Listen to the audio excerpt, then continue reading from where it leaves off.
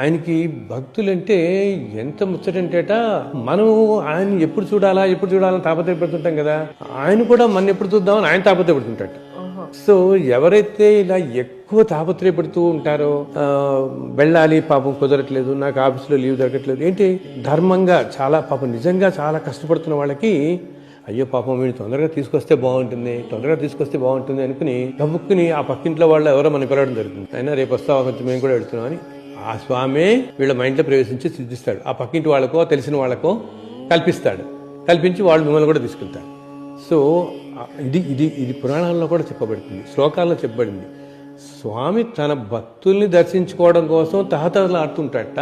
దాంతోపాటు స్వామిని ఇంత అపురూపంగా దర్శించుకోవడానికి వెళ్ళే భక్తులు ఉంటారే, ఈ భక్తులకి సేవ చేయడం కోసం నవగ్రహాలు కూడా అష్టదిక్పాలకులు అక్కడ తిరుగుతుంటారు. ఇప్పటికీ అనేక రూపాయలు